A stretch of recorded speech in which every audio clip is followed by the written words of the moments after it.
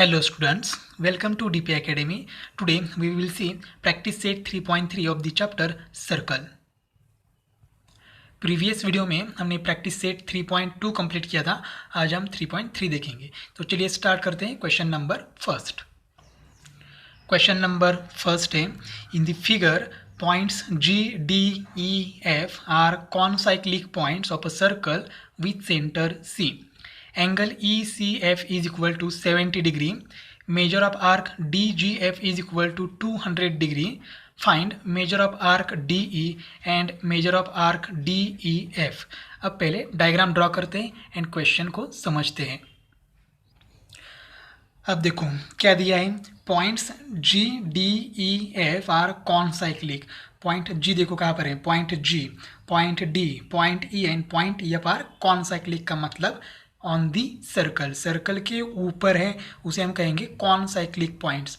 अगर सर्कल के अंदर कोई पॉइंट होता है तो उसे कहते हैं इंटीरियर ऑफ द सर्कल, और सर्कल के बाहर है तो उसे कहते हैं exterior point of the circle.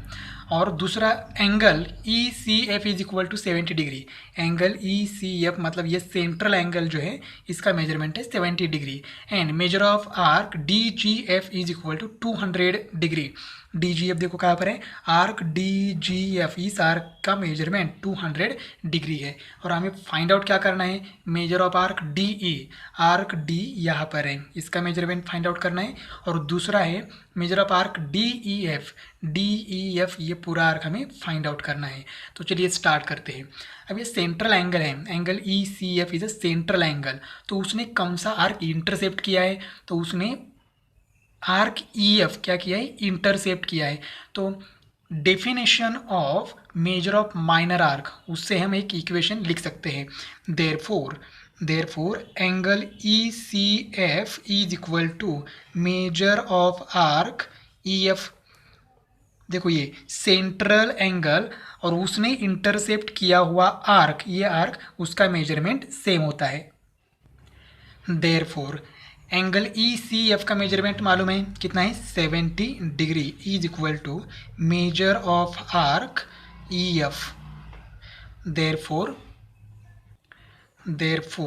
Major of arc E F is equal to कितना हो गया 70 डिग्री.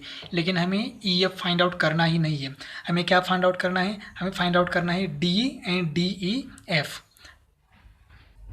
अब यहाँ हमारे पास 3 आर्क हैं. देखो 3 आर्क कौन सा है. फर्स्ट आर्क है D G F, arc D G F. दूसरा आर्क है डी ई और तीसरा आर्क है ई एफ. तो ये तीनों आर्क की एडिशन करने के बाद हमें क्या मिलता है. पूरा सर्कल मिलता है. इसका मतलब arc D G F plus arc D E plus arc E F is equal to 360 degree, ऐसे हम लिख सकते हैं. Therefore measure of arc D G F plus measure of arc D E plus measure of arc E F is equal to कितना आ गया 360 degree. अगर reason लिखना है तो हम लिख सकते हैं measure of circle is 360 degree. अब यहाँ पर हर एक की वैल्यू हमें मालूम है, पुट करते हैं. आर्क डी जी एफ की वैल्यू क्या है 200 डिग्री. एंड यहाँ पर आर्क ई एफ की वैल्यू क्या है 70 डिग्री. तो ये हो जाएगा 270 प्लस इसकी वैल्यू मैं यहाँ पर लिखता हूँ 70 प्लस इसकी वैल्यू मालूम नहीं है as it is measure of arc D E is equal to 360 degree. अब दोनों की एडिशन कितनी आएगी. Addition sorry D G F की वैल्यू 200 है तो यहाँ 200 होना चाहिए. ये 200 प्लस 70 कितना हो जाएगा 270 plus measure of arc D E is equal to 360 degree. अब ये 270 प्लस है वहाँ जाके क्या हो जाएगा minus. Therefore measure of arc D E is equal to 360 minus 270. अब इनकी सब्ट्रैक्शन करेंगे. Therefore measure of arc D E is equal to कितना आएगा ये 90 डिग्री. तो हमें आर्क डी ई का मेजरमेंट फाइंड आउट करना था, वो आ गया 90 डिग्री. अब हमें फाइंड आउट करना है measure of arc D E F, इसका मेजरमेंट फाइंड आउट करना है. अब देखो डी अभी हमें फाइंड आउट किया 90 डिग्री है, E F already find out किया है 70. तो इन दोनों छोटे आर्क की एडिशन करने के बाद हमें बड़ा आर्क मिलेगा D E F. therefore measure of arc DEF is equal to measure of arc DE plus measure of arc EF। दोनों आर्क की एडिशन करेंगे तो हमें ये पूरा आर्क मिलेगा DE प्लस EF। अब यहाँ पर DE की वैल्यू अभी हमने फाइंड आउट किया 90 डिग्री प्लस आर्क EF की मेजरमेंट उसकी वैल्यू क्या है 70 डिग्री। अब दोनों की एडिशन करेंगे therefore measure of arc DEF is equal to 90 plus 70 कितना आएगा 160 डिग्री, और यही हमें फाइंड आउट करना था।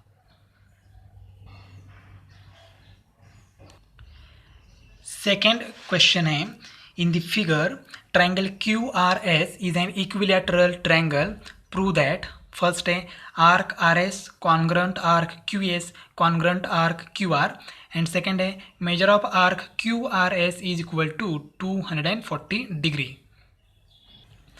फिगर में देखो क्या है, triangle QRS is a equilateral triangle. अब इक्विलैटरल ट्रायंगल इसका मीनिंग क्या है, तो उसके तीनों साइड की लेंथ क्या है सेम है, तो हम इसको ऐसे लिख सकते हैं यहाँ पर therefore segment QR congruent segment RS congruent segment QS। इसका मतलब क्या है, देखो ये ट्रायंगल QRS इक्विलैटरल है तो QR is equal to RS is equal to QS, मतलब उसके साइड्स क्या है सेम है। तो सेम मतलब क्या है कॉन्ग्रुएंट है, ये हमने यहाँ पर लिख दिया।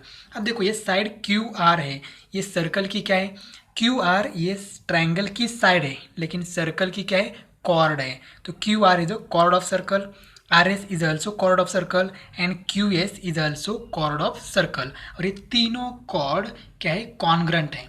तो हमने कॉन्ग्रुएंट कॉर्ड का एक थ्योरम देखा है, ठीक है। तो यहाँ पर वहाँ पर क्या होता था थ्योरम में, अगर आर्क कॉन्ग्रुएंट हैं तो उनके करस्पॉन्डिंग कॉर्ड क्या होते हैं कॉन्ग्रुएंट होते हैं, लेकिन यहाँ पर आर्क देखो QR RS एंड SQ ये आर्क कॉन्ग्रुएंट नहीं है, लेकिन कॉर्ड यहाँ पर क्या है कॉन्ग्रुएंट है, chord QR chord RS and chord QS are congruent, और अगर आर्क कॉन्ग्रुएंट हैं तो उनके करस्पॉन्डिंग आर्क भी क्या हो सकते हैं कॉन्ग्रुएंट हो सकते हैं। देयरफॉर इस सेगमेंट या साइड है यहाँ पर उसको हमने क्या कहा कॉर्ड, क्योंकि QR ये सर्कल की कॉर्ड है। Therefore chord QR congruent chord RS congruent chord QS, और ये स्टेटमेंट है थ्योरम का, arcs of a same circle are congruent if the related chords are congruent. Related chords मतलब chord QR chord RS and chord SQ ये अगर congruent है तो उनके रिलेटिव या करस्पॉन्डिंग आर्क भी इक्वल है। QR का करस्पॉन्डिंग आर्क क्या है QR, कॉर्ड RS का करस्पॉन्डिंग आर्क क्या है arc RS, and chord SQ का करस्पॉन्डिंग आर्क क्या है आर्क SQ। देयरफॉर हम लोग ऐसे लिख सकते हैं therefore arc QR congruent arc RS congruent arc SQ या QS। अब देखो ये कॉन्ग्रुएंट है लेकिन उनका मेजरमेंट हमें मालूम नहीं है, देयरफॉर हम उसको x कंसीडर करते हैं। Therefore measure of arc QR congruent मतलब equal to measure of arc RS, sorry यहाँ पर इज इक्वल टू है is equal to measure of arc QS is equal to x। उनका मेजरमेंट मालूम नहीं है तो हमने x कंसीडर कर दिया। अब देखो ये आर्क कहाँ पर है, एक बार फिर से देखो arc QR arc RS and arc QS या SQ, इन तीनों की एडिशन करेंगे तो हमें क्या मिलेगा पूरा सर्कल का मेजरमेंट मिलेगा। पूरा सर्कल का मेजरमेंट कितना है 360। इसका मतलब therefore measure of arc QR plus measure of arc RS plus measure of arc QS is equal to कितना है 360 डिग्री। रीजन क्या है मेजर ऑफ अ सर्कल, तीनों आर्क की एडिशन करने के बाद हमें क्या मिलता है पूरा सर्कल मिलता है, तो पूरे सर्कल का मेजरमेंट 360। अब आर्क QR का मेजरमेंट हमें मालूम नहीं था, हमने x कंसीडर किया है, देयरफॉर ये हो जाएगा इसकी वैल्यू x, इसकी भी वैल्यू x प्लस इसकी भी वैल्यू x इस इक्वेशन में हमने कंसीडर किया है। Is equal to 360 x plus X क्या हो गया 3x is equal to 360। 3 multiply है वहाँ जाके डिवाइड होगा। therefore x is equal to 360 divided by 3। therefore x is equal to कितना आ गया 120 डिग्री। 120 डिग्री। अब x मतलब क्या है, x मतलब ये तीनों का मेजरमेंट x था, अब कितना आ गया x मतलब 120 degree. therefore measure of arc QR is equal to measure of arc RS is equal to measure of arc QS is equal to x था, लेकिन अब x की वैल्यू मालूम है, पुट करते हैं कितनी है 120 डिग्री। ये हो गया फर्स्ट एग्जाम्पल हमने प्रूव कर दिया है। यहाँ पर ही हमने फर्स्ट एग्जाम्पल प्रूव कर दिया है। तो देखो यहाँ पर ये फर्स्ट एग्जाम्पल के लिए मतलब ये प्रूव करने के लिए ये कॉन्ग्रंट है ना, ये कॉन्ग्रंट ये फर्स्ट एग्जाम्पल था, तो फर्स्ट एग्जाम्पल के लिए ये हो गया।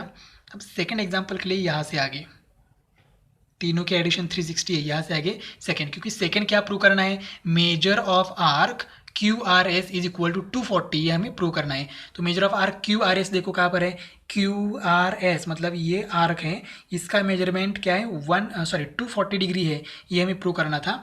तो हमें एक आर्क की मतलब क्यू एस हमने फाइंड आउट किया, कितना गया 120, एंड आर एस भी फाइंड आउट किया, वो कितना है 120। अब हमें Q R S is equal to 240 है, ये प्रूव करना है। तो इसलिए हम क्या करेंगे, क्यू आर एस को हम ऐसे लिखेंगे arc Q are plus arc R S. therefore measure of arc QRS is equal to measure of arc QR plus measure of arc R S. अब देखो measure of arc Q R की value क्या है 120, तो 120 degree plus R S की value भी क्या है 120 degree. Therefore measure of arc Q R S is equal to 120 plus 120 क्या हो गया 240 डिग्री, और यही हमें क्या करना था, प्रूव करना था, हेंस प्रूव्ड।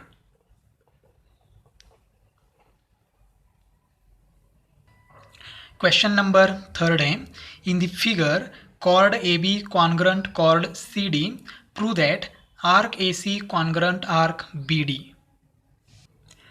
देखो ये सर्कल है, सर्कल में कॉर्ड ए बी है एंड कॉर्ड सी डी है, और ये chord A B and chord C D क्या है, कॉन्ग्रंट है, गिवन इन्फॉर्मेशन है, इतना ही दिया है हमें।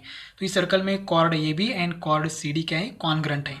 अब देखो कॉर्ड ये बी है तो उसका करस्पॉन्डिंग आर्क क्या है, एक आर्क है ए सी बी और दूसरा आर्क है ए डी बी। तो ए डी बी हम कंसीडर नहीं करेंगे, हम arc A C B consider करेंगे। तो अगर ये दो कॉर्ड सेम है तो उनके करस्पॉन्डिंग आर्क भी क्या होंगे, सेम मतलब कॉन्ग्रंट होंगे। आर्क ए बी का करस्पॉन्डिंग आर्क क्या है ए सी बी, और कॉर्ड सी डी का करस्पॉन्डिंग आर्क क्या है सी बी डी। तो ये दोनों आर्क क्या है, सेम है, कॉन्ग्रंट है। Therefore arc A C B congruent arc C B D. Reason क्या लिखा है, corresponding arcs of congruent chords are congruent, मतलब कॉर्ड कॉन्ग्रंट है तो उनके करस्पॉन्डिंग आर्क भी कॉन्ग्रंट है। अब ये दोनों आर्क कॉन्ग्रंट है, इसका मतलब उसका मेजरमेंट सेम है। Therefore measure of arc A C B is equal to measure of arc C B D. दोनों आर्क कॉन्ग्रंट है, इसका मतलब दोनों का मेजरमेंट सेम है। अब आर्क ए सी बी कहाँ पर है, देखो आर्क ए सी बी ये आर्क है। अब ये आर्क ए सी बी को हम ऐसे लिख सकते हैं, measure of arc A C plus measure of arc B C B या बी सी, कैसे भी लिखो, तो दो आर्क के एडिशन के फॉर्म में हम लिख सकते हैं। देयरफॉर यहाँ पर ऐसा हो जाएगा, measure of arc A C plus measure of arc C B is equal to arc A C B को हमने A C plus C B के फॉर्म में लिखा। अब ये दूसरा आर्क क्या है, आर्क सी बी डी, कहाँ पर है देखो आर्क सी बी डी, तो इसको भी हम ऐसे लिख सकते हैं, measure of arc C B plus measure of arc B D, ऐसे लिख सकते हैं। Therefore arc measure of arc यहाँ लिखना चाहिए, measure is equal to measure of arc C B plus measure of arc B D. अब ये देखो, दो आर्क के एडिशन के बाद हमें क्या मिलेगा, आर्क सी बी डी मिलेगा और यहाँ पर ए सी बी मिलेगा। अब यहाँ पर देखो, measure of arc C B and measure of arc C B क्या हो जाएगा, कैंसर। तो यहाँ पर क्या रहेगा, measure of arc A C is equal to measure of arc B D. अब दोनों का मेजरमेंट सेम है, इसका मतलब दोनों आर्क क्या है, कॉन्ग्रंट है। Therefore arc A C congruent arc B D. देखो, जब कॉन्ग्रंट लिखते हैं तो मेजर नहीं लिखते, यम नहीं लिखते, और जब यम लिखते हैं तब कॉन्ग्रंट नहीं लिखते, इक्वल टू लिखते हैं। और यही हमें प्रूव करना था, arc A C congruent arc B D, hence proved. इस तरह से हमने प्रैक्टिस सेट 3.3 कंप्लीट किया है। नेक्स्ट वीडियो में हम प्रैक्टिस सेट 3.4 स्टार्ट करेंगे, जो कि इनस्क्राइब्ड एंगल थ्योरम पर डिपेंड है।